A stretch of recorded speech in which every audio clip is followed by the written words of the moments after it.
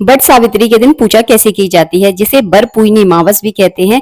तो इस दिन निर्जल व्रत करके पूजा करना होती है। जब तक आप पूजा ना कर ले तब तक आपको जल भी नहीं पीना है। अपने आसपास के एरिया में देख लें, जहां पर बरगद का बूढ़ा वृक्ष हो वहां पर जाकर आपको पूजा करनी है। ये पूजा घर में भी कर सकते हैं, लेकिन मैं ये पूजा बरगद के वृक्ष के नीचे आपको करके दिखाने वाली हूँ।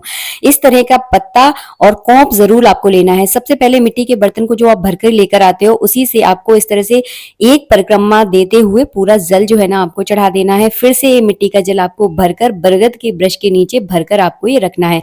हल्दी से उस जगह को लीप लें। इसके बाद जो है ना चौक पूर लें। एक पत्ते के ऊपर आपको गौरी गणेश को विराजमान कर लेना है। आप चाहे तो मिट्टी के गौरी गणेश भी बना सकती है। मैं यहाँ पे सिपाड़ी के गौरी गणेश बनाकर लेकर आई थी। कथा की पुस्तक को भी मैंने बरगद के वृक्ष के नीचे रख लिया है। अगर आपके आसपास कोई कथा बोलने वाला नहीं है तो पुस्तक में से भी आप कथा पढ़ सकते हैं। सबसे पहले आपको गौरी गणेश का पूजन करना है, तो और सामने आपको घी का दीपक जलाना है। सबसे पहले गौरी गणेश पर जो है ना जल चढ़ा दें, कुमकुम से हल्दी से तिलक कर दें। इसके बाद बरगद के वृक्ष के नीचे आपको इस तरह से हल्दी से स्वास्तिक बनाना है। इस पूजा में हल्दी का प्रयोग करना बहुत आवश्यक है। चने गुड़ का मैं इस तरह से भोग लगा दूंगी। कुछ लोग जो है ना आज के दिन पुए बनाते हैं। जिस कलश में हमने जल भरा था उसमें थोड़े से आपको चने के दाने डाल देने हैं। जो बीजना होता है बांस का, वो आपको जरूर चढ़ाना है। बीजने का भी आज के दिन पूजन किया जाता है। इसके बाद मैं यहाँ बैठकर कथा पढ़ लूंगी।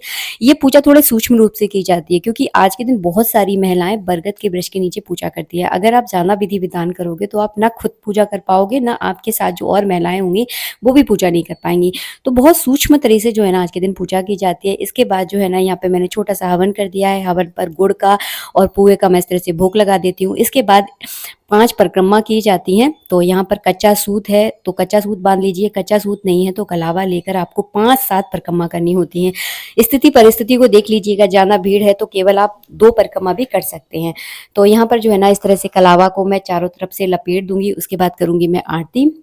आरती करने के बाद आपको जल का अर्घ दे देना है, और इसके बाद जो है ना हमें जल पीना होता है। तो जल पीने की विधि भी मैं इस वीडियो में आपको दिखाने वाली हूँ। इस तरह से जो है ना जल अर्घ दे। इसके बाद जो है ना आपको सिंदूर लेना होता है गौरी माता से और सावित्री माता से। तो इस तरह से जो है ना सबसे पहले आप गौरी माता पे सिंदूर चढ़ाएंगे, उसके बाद सावित्री माता पे सिंदूर चढ़ाएंगे। उसके बाद आपको अपनी पूरी मांग इस तरह से भर लेनी है। छोटी वाली उंगली का इसमें प्रयोग किया जाता है।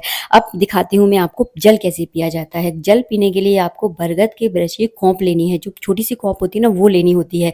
उससे पहले आप इस तरह से बीजना से बरगद के वृक्ष की हवा जरूर कर दें। आज के दिन अपने पति की हवा भी इसी से की जाती है। इसी जल का आपको प्रयोग करना है। इसमें से थोड़ा सा जल आपको अपने हाथ में ले लेना है। ये मैंने कौप ले ली है, और जो मिट्टी के बर्तन का पानी है ना उस वो वाले पानी का आपको प्रयोग करना है। इस तरह से जो है ना आपको जल पीना है। 3 बार इस तरह करना है। मिलेंगे नेक्स्ट वीडियो में। राधे राधे।